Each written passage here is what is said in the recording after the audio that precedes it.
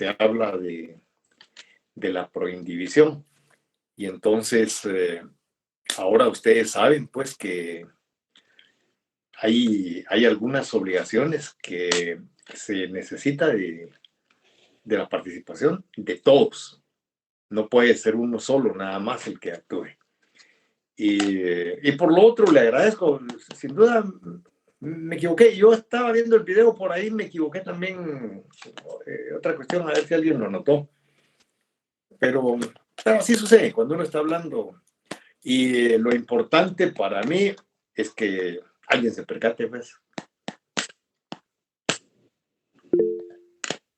Sí, dígame. Néstor, dígame. Buenas tardes, licenciado. Buenas tardes. Solo una consulta. En ese caso, si la hermana, como usted la ayudó porque un hermano no estaba de acuerdo a que le hicieran eso, como no se sabe qué pasó después, eso de pedirle la huella dactilar, necesitarían hacerlo otra vez si la quisieran.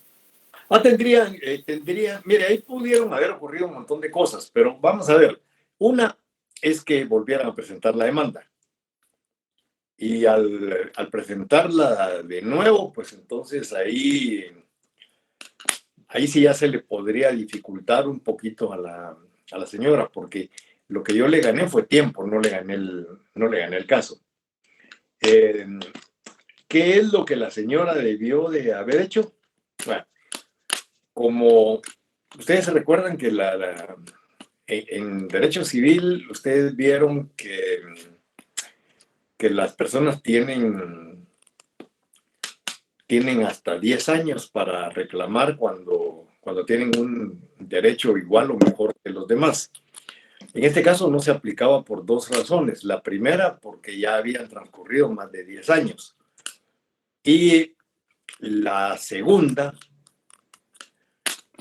que tal vez para mí era lo más importante, pero sí, yo ya no fui abogado de la señora, es decir, me contrataron para ese momento. Algo creo que les debo de haber dicho, era que si la señora lograba demostrar que había sido engañada, cabía la posibilidad de plantear una nulidad, pero ya no basándose en esos 10 años del derecho que tiene la persona para poder impugnar una sucesión, sino basados en el artículo 4 de la ley del organismo judicial, que habla sobre los actos que son contrarios a la ley. En este caso, a la señora lo que le quedaba era de una tarea muy difícil, demostrar que fue engañada, demostrar que no sabía absolutamente nada de lo que estaba ocurriendo y plantear una nulidad absoluta sobre esa renuncia en la cual pues la hicieron poner la huella dactilar. Es una tarea bien difícil, pero era lo único que le quedaba.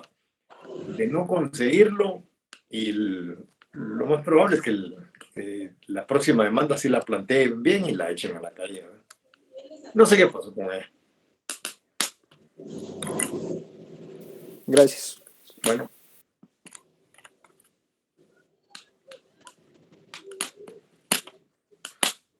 Pero el tema es la indivisibilidad. Sí, dígame, Gustavo. Buenas tardes, licenciado. No sé si podría dar otro ejemplo sobre las obligaciones unilaterales imperfectas. Es que no lo entendí muy bien.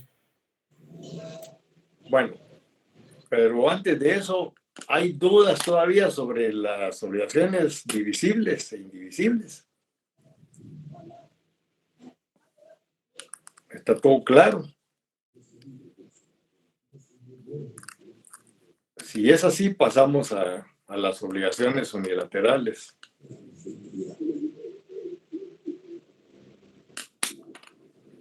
No hay dudas. Bueno, cuando estamos hablando de las obligaciones unilaterales, recuérdense, dijimos primero que las obligaciones tenían dos lados. Entonces, cuando estamos hablando de unilateral, no es que nos estemos contradiciendo diciendo que solamente hay un lado, no, hay dos lados. Cuando hablamos de obligaciones unilaterales, no nos estamos refiriendo a cuántos lados tiene la obligación, sabemos que tiene dos, sino dónde se encuentran los derechos y dónde se encuentran las obligaciones.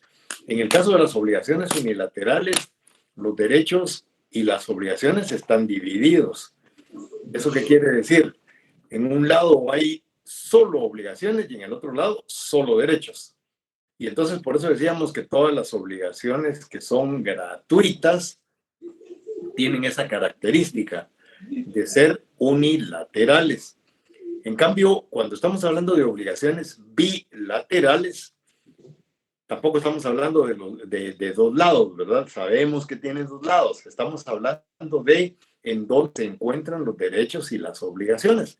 Y entonces en las obligaciones bilaterales sabemos que los derechos y las obligaciones se encuentran recíprocamente en ambos lados. Es decir, el lado activo tiene derechos y también tiene obligaciones. O sea, el acreedor tiene derechos, pero también tiene obligaciones al mismo tiempo. Y el deudor tiene obligaciones, pero también tiene derechos al mismo tiempo. Y entonces esos derechos y obligaciones están así como cruzaditos, ¿verdad? Porque cuando el acreedor tiene un derecho, el deudor tiene una obligación. Pero luego eso se invierte. Cuando el deudor tiene un derecho, el acreedor tiene una obligación. Y entonces por eso es que hablábamos de derechos y obligaciones recíprocas, es decir, ambos son sujetos con derechos y ambos son sujetos con obligaciones. Entonces, en el caso de uno de los lados, hay derechos y hay obligaciones al mismo tiempo. Y en el otro hay derechos y hay obligaciones en el mismo tiempo. Cuando se hablaba de las obligaciones unilaterales imperfectas es porque dicen algunos que las obligaciones nacen unilaterales, pero luego se convierten en bilaterales. Y el ejemplo que yo puse ahí era del carro, que podría ser cualquier cosa, porque en el tema del carro, si ustedes le ponen atención, lo que hubo ahí fue un contrato de depósito gratuito, en el cual una persona llega y le dice a la otra, mira, te puedo dejar mi carro aquí en tu terreno, que es grande, ¿verdad? Y el otro le dice que sí, mira, ¿y cuánto me vas a cobrar? Nada, ahí déjalo. Bueno, entonces estamos hablando de un depósito gratuito, donde el depositario está prestando su terreno para que el otro pueda dejar ahí su carro, sin cobrarle ni un solo centavo. Entonces, cuando el otro regresa, la obligación de uno es entregar el vehículo, devolverlo. Y el derecho del otro es ir a sacarlo de donde está. Y ninguno de ellos tiene derechos u obligaciones recíprocas. El que tiene derechos solo tiene derechos y el que tiene obligaciones solo tiene obligaciones. Entonces, por eso yo digo, las obligaciones nacen unilaterales y mueren unilaterales. Ahí se acabó todo. Ese fue realmente el contrato, un contrato de depósito. Pero alrededor de ese contrato de depósito surgió algo que no estaba contemplado en el contrato. Es decir, si yo fui a dejar mi carro a ese depósito, no le dije yo al dueño del terreno, mire usted, y si el carro se arruina, usted me lo arregla. Nunca hablamos de eso. Nunca hablamos de que se iba a arreglar.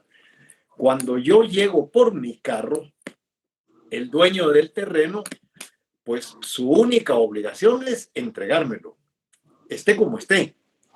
Si el carro, después de un año de estar a la intemperie, está podrido, pues así me lo van a entregar, ¿verdad? No es culpa del dueño del terreno. Sencillamente, él lo único que hizo fue darme un espacio para poner ahí el carro. Lo que pasa es que ya el vehículo estaba lastimada la pintura, por ahí le entró el agua, por ahí se comenzó a podrir la lámina y al año de estar a la intemperie, pues el carro se hizo desgracia, pues, pero la obligación del dueño del predio es nada más entregármelo. Mire, aquí está su carro. Y yo no le voy a decir, oye, mire usted, pero está podrido. No, es que eso no tiene nada que ver con el contrato de depósito, absolutamente nada. Cuando ustedes llegan a un parqueo y dejan ahí su carro, el dueño del parqueo les cobra. Entonces ese ya no es un depósito gratuito, ya es un depósito, un contrato de depósito oneroso, y ya es bilateral. ¿Por qué es bilateral? Porque así como ustedes tienen el derecho de que les devuelvan el carro cuando lo vayan a recoger, el dueño del parqueo tiene la obligación de cuidarlo, de vigilarlo, de que no lo abran, de que no le roben. Pero no tiene la obligación de repararlo. Es decir, nunca hemos hablado de que exista ahí una obligación de que tenga que reparar el carro. Es decir, si el carro ustedes lo dejaron ahí y cuando lo van a recoger, el carro está ya con la pintura desgastada por el sol de tanto tiempo que estuvo, la parte donde la pintura estaba lastimada está ya con el cáncer de la lámina, como le dicen los pintores a eso. Ese no es problema del dueño del predio. Es decir, el dueño del predio, su obligación es tener el carro ahí, porque eso le están pagando para que el carro esté ahí el tiempo que vaya a estar, y devolverlo cuando le toque devolverlo. Ya, entonces, ahorita Gustavo, entonces cuando estamos hablando de que el amigo vio que el carro se estaba arruinando, él tomó la decisión de pintarlo, de arreglarlo, de evitar que se dañara más, pero nadie le pidió que lo hiciera, lo hizo por su propia voluntad. Y por eso decimos, eso es una gestión de negocios. ¿Por qué? Porque el vehículo estaba ahí y el dueño no le podía dar ninguna atención. Y entonces el amigo lo hace porque quiere hacerlo. Entonces, eso es una gestión de negocios. Pero por otro lado, hablábamos del enriquecimiento sin causa. Es decir, si cuando yo llego al parqueo, encuentro mi carro recién pintado porque el amigo lo mandó a enderezar y a pintar y todo para que cuando yo llegue lo encuentre en perfecto estado, eso tampoco era parte del negocio. Y entonces, obviamente, tengo que pagar por eso. Entonces, por lo que yo estoy pagando, ¿sí? Es por la gestión de negocios que hizo el amigo, por un lado, y por el otro, porque no me puedo enriquecer, sí, en perjuicio del amigo.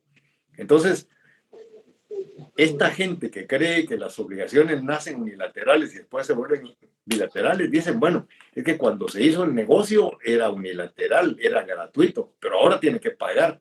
Sí, pero no tiene que pagar como consecuencia del contrato. Va a pagar por lo otro que se hizo, por lo que no tenía ninguna obligación la otra persona, por haberse hecho cargo de un negocio abandonado y de invertirle y de arreglarlo y de entregárselo como lo va a entregar posteriormente, pero eso no es parte del contrato.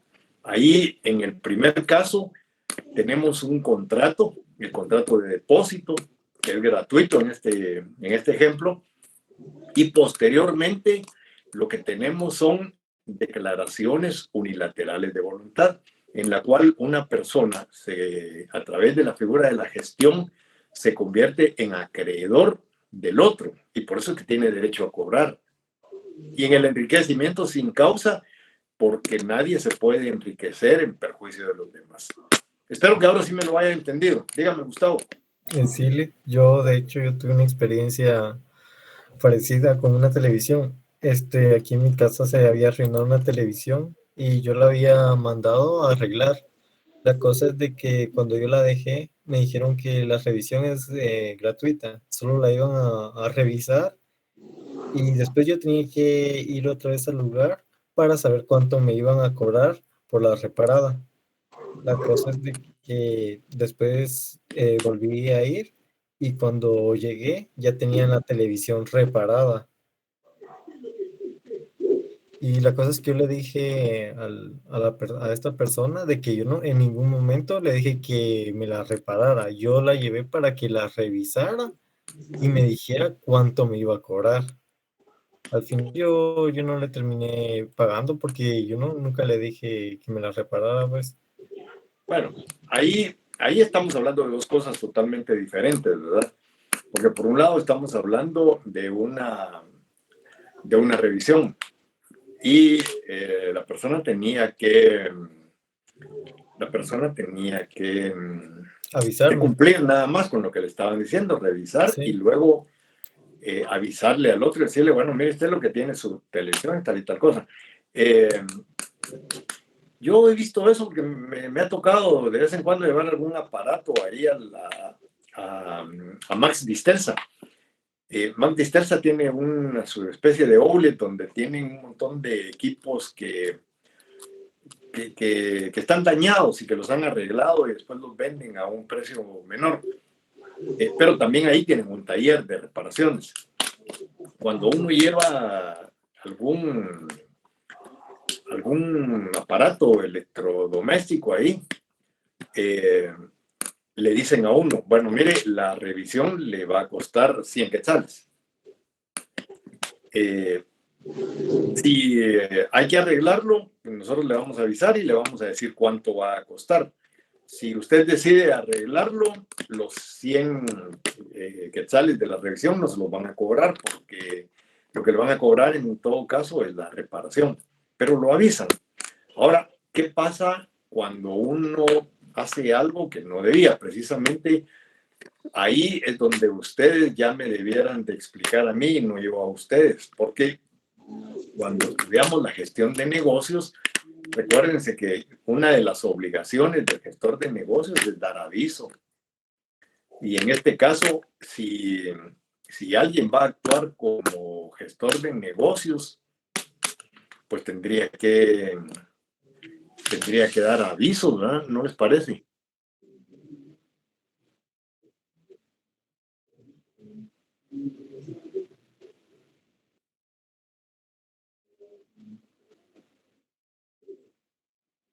Bien, aquí está.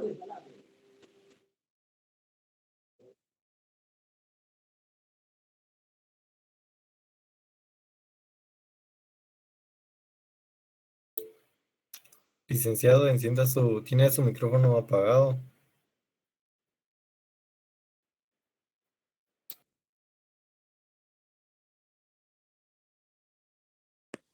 Ah, ya. Ahí ya es que lo que pasa es que al salirme momentáneamente se me apagó también el micrófono.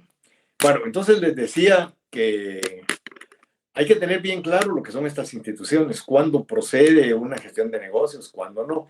En el caso del compañero, realmente ahí es un poco complicado porque por un lado, a esta persona no le dijeron que no hiciera nada, pero tampoco fue una cuestión eh, expresa de decirle, mire, no lo vaya a tocar, solo revíselo y no lo toque. Dice, nunca dijo nada. Eh, el otro lo arregla. Yo podría alegar que nunca les dije absolutamente nada. El otro podría decir, claro que sí, desde que lo trajo aquí aceptó. Es decir, si no hay reglas claras, si no hay cómo demostrarlo, está complicado, porque entonces ya es la palabra de uno contra la palabra del otro. Y ahí ya es bastante complicado. Pero sí, ocurre en algunos lugares que hacen más de lo que uno les está pidiendo y entonces eso no debiera de ser parte de un contrato. El problema es el enriquecimiento indebido. si el compañero se lleva su televisor ya arregladito, va a tener que pagar por él. Aunque les haya dicho que no, pero igual se lo arreglaron.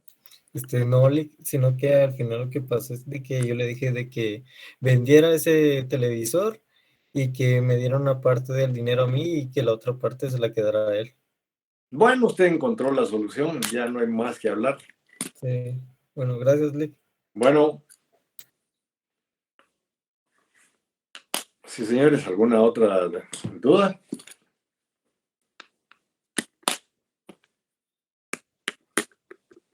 No. Bueno, si no hay más dudas, entonces nos vemos en la próxima clase. Mire, la próxima clase vamos a hablar sobre los contratos puros, condicionales y a plazo, o sea, para los que van estudiando por adelantado.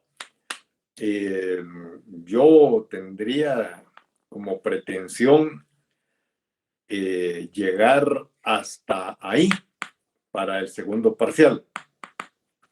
Y después de eso entramos al cumplimiento de las obligaciones, el pago. No sé cuánto pueda avanzar del pago, pero el pago lo vamos a dejar para el examen final. Todo lo que es el cumplimiento e incumplimiento de obligaciones lo dejamos para el examen final.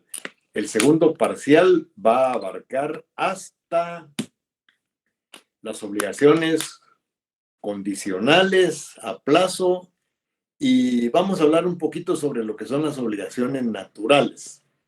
Hasta ahí llegaría el examen segundo parcial. Así que para los que están estudiando, y la otra cuestión, la mala noticia, es que creo que los exámenes comienzan la semana después de Semana Santa. Y les digo la mala noticia porque si estuviéramos en la época en la que estábamos enclaustrados y que no podíamos salir, pues qué bueno, porque pues se hubieran dedicado a estudiar. Pero ahora que estamos en una pandemia de mentiritas, lo más probable es que todo el mundo salga, vaya a vacacionar, no va a tocar un libro, no va a tocar un código, no va a estudiar absolutamente nada. Y cuando regresen a clases, va a ser a exámenes. Y ahí sí, como dijo aquel diputado rarito del Congreso, muerterío va a haber ahí. Así que, a estudiar, pues, señores. ¿Cómo creo yo de qué? ¿Que van a salir a pasear? Claro que lo creo. Claro que lo creo. Mire, cada vez vamos viendo gente enferma cercana a nosotros y ya no nos preocupa. Y la verdad es que de repente se muere alguno, pero la mayoría sale sin problemas. O sea, me hizo reír hoy, primero civil y después cualquier otra cosa. Bueno, entonces se puede hacer de todo, señores, pero dedíquenle un poquito de tiempo al estudio. Y entonces les va a ir bien a todos. Nos vemos el día martes. Muchas gracias. Mire, dice ahí un compañero que ya cuando sean abogados habrá tiempo para descansar. Eso sí lo pongo en duda. En tela de juicio. Cuando uno se gradúa, lo que menos tiene es tiempo para descansar. Con los años, pues ya uno pues ya está mejor, ya logró hacer lo que debía de hacer, ya tiene un poco de plata y tiempo para disfrutarlo. Pero mientras tanto, señores, salen ustedes a la calle a picar piedra. Se van a meter a tener una oficina, hay que pagar la oficina, hay que pagarle a los empleados y hay que ver de dónde sale la plata. Es decir, es de trabajar duro. No vayan a creer que ya se graduaron de abogados y les comienza a llover el dinero. No es así. No es así. Algunos tienen esa suerte, pero 1 en 1000. al resto nos ha tocado duro hacerle frente a la situación. Bueno, ojalá así sea. Entonces, señores, ya saben, mi correo abierto y nos vemos dentro de algunos días. Estoy con ustedes el día martes. Entonces, mientras tanto, todos reciban un fuerte abrazo. Se cuidan. Feliz tarde, licenciado. Feliz tarde. Feliz tarde, licenciado. Buenas tardes. Buenas tardes. Feliz tarde, Adiós. licenciado. Nos vemos. Feliz fin de semana.